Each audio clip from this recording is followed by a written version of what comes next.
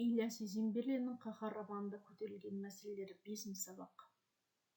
Оқулықта Кенесары бөлімі. Оқу мақсаты 11.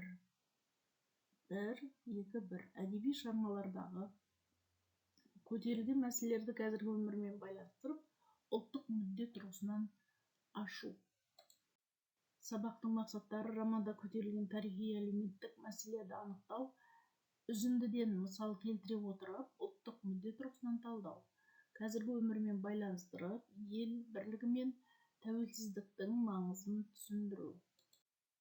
Сабақтағы бағалау критерийлері: үзіндіден Кенесары тұлғасына қатысты негізгі мәселелерді табады, ұлттық мүдде тұрғысынан ой қорытындып, қазіргі заманмен байланыстырып мысал келтіреді. Дескриптор: ел тәуелсіздігі үшін күрескен кемінде 2 тарихи тұлғаны атайды, Кенесарының айтқан сөзінен оның басты мақсатын анықтайды және өз ойын қысқаша дәлелдеп жеткізеді. Құндылықтарға баулу: ұлттық бірлік, отансүйгіштік, ел тағдырына жауапкершілік.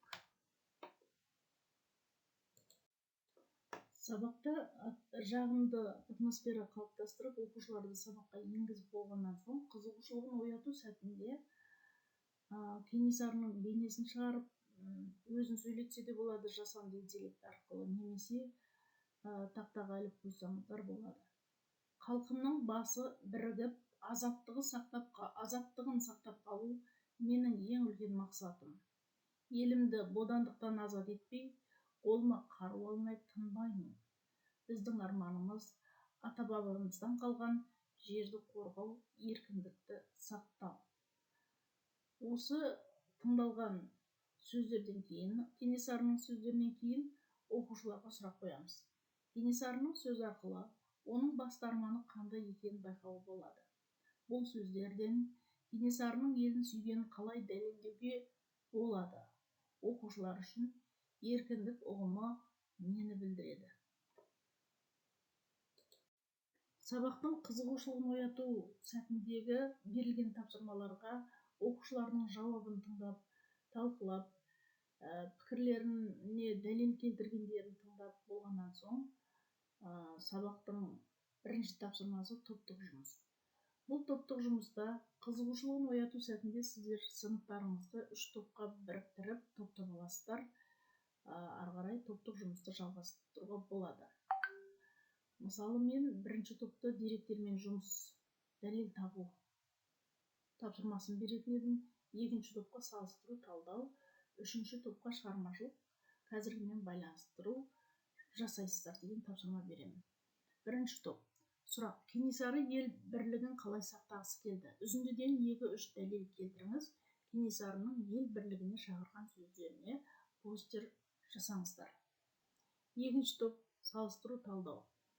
Сұрақ: романдағы ел бірлігі мәселесі, қазіргі Қазақстандағы ел бірлігі, яғни екі заманды салыстырыңыздар, ұқсастығы мен айырмашылығын диаграммаға салыңыздар.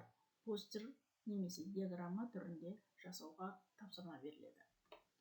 Үшінші топ. Шығармашылық, қазіргімен байланыстыру жасайды. Яғни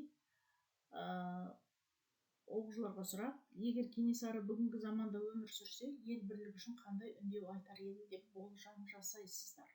Ойларыңызды постер немесе қысқа ұран, немесе нақыл сөз, немесе бейнелі суреттер түрінде жасауларыңызға болады деген тапсырма беріп, орындауға мүмкіндік жасаймын.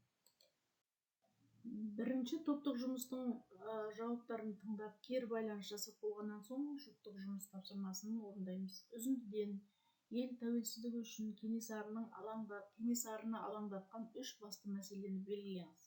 Мысалы, патша үкіметінің озбырлық саясаты, Қоқан Хиуа билеушілерінің қысымы, қазақ сұлтандары арасындағы алауыздық. Одан осы екінші тапсырманы орындап болғаннан кейін, үшінші тапсырма жеке жұмыс.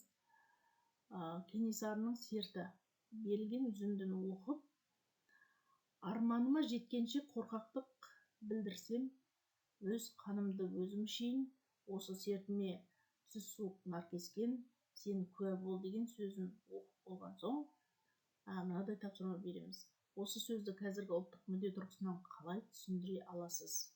1 абзац пікір жазыңыз.